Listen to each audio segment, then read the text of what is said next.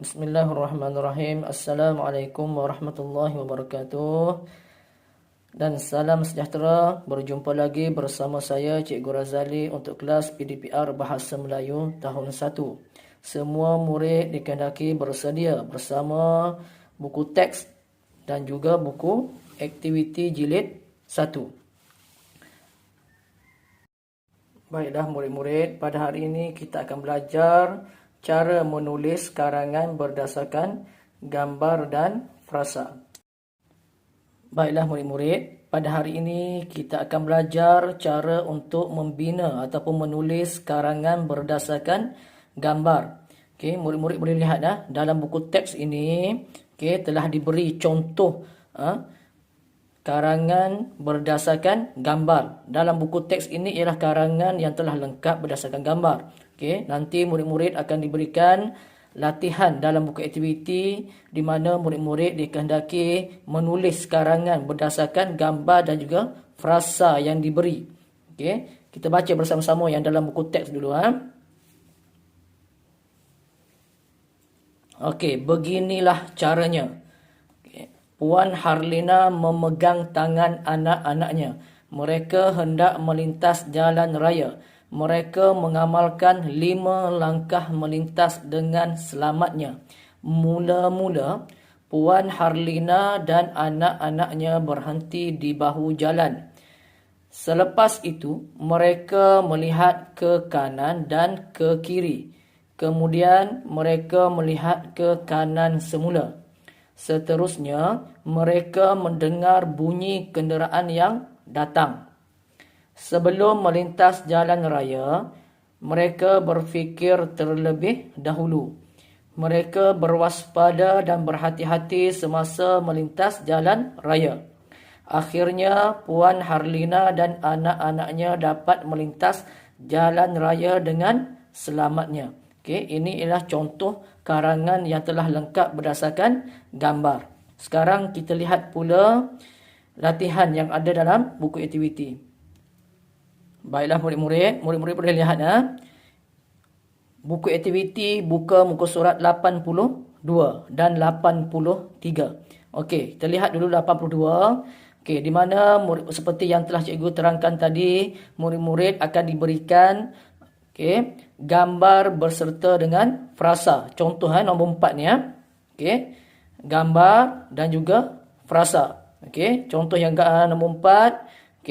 Gambar frasanya memakai tali pinggang keledar, di mana murid-murid dikehendaki melengkapkan karangan ini di tempat kosong yang telah diberi. Contoh kami, tempat kosong. Sama ada murid-murid boleh mengambil sepenuhnya dan letak tulis semula frasa yang telah diberi, atau murid-murid boleh menambah perkataan bagi frasa ini supaya lebih panjang karangan ini. Dan diingatkan murid-murid mesti menggunakan frasa yang diberi. Terlihat muka surat 83. Sama juga muka surat 83, murid-murid juga diberikan gambar beserta frasa dan tempat kosong untuk dilengkapkan karangan ini. Untuk gambar nombor 1, murid-murid boleh lihat, ini telah diberikan karangan yang lengkap. Contoh nombor 1, cermat pasti selamat. Kami sekeluarga hendak pergi berkelah di pantai Merdeka. Nombor 2. Nombor 2 ni yang warna merah ni ialah frasa yang telah diberi dan Cikgu Razali salin semula sebagai jawapan untuk melengkapkan karangan ini. Contoh sini tengok memeriksa tayar.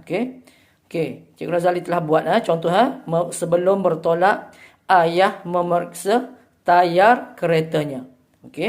Itu contoh nombor 2. Kita lihat pula nombor 3. Nombor 3, gambar dan frasa ialah masuk ke dalam kereta. Contoh jawapan yang telah dibuat.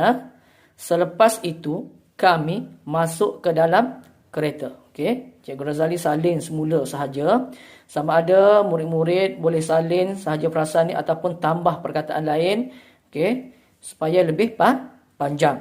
Okey, ini hanya sebagai contoh. Okey, nombor 4. Okey, frasanya ialah, okey, gambar dan frasanya ialah memakai tali pinggang keledar. Okey, kami memakai tali pinggang keledar demi keselamatan. Okey. Kita lihat nombor 5. Nombor 5, gambar dan frasanya ialah memandu dengan cermat dan berhati-hati. Okey, contoh karangan yang telah lengkap. Ayah memandu kereta dengan cermat dan berhati-hati. Okey, salin sahaja frasa yang telah diberi. Okey, nombor 6 yang terakhir. Okey, lampu isyarat merah bernyala. Okey, ayah mematuhi undang-undang jalan raya. Ayah akan berhenti apabila lampu isyarat merah bernyala. Okey, inilah contoh yang karangan yang telah dilengkapkan menggunakan frasa yang diberi. Okey, seperti yang cikgu terangkan tadi, murid-murid boleh ambil sahaja frasa yang diberi ini ataupun murid-murid boleh tambahkan sedikit perkataan yang lain untuk lebih panjang sedikit karangan tersebut. Okey, itu sahaja untuk hari ini. Sampai berjumpa lagi. Sekian, terima kasih. Assalamualaikum warahmatullahi wabarakatuh.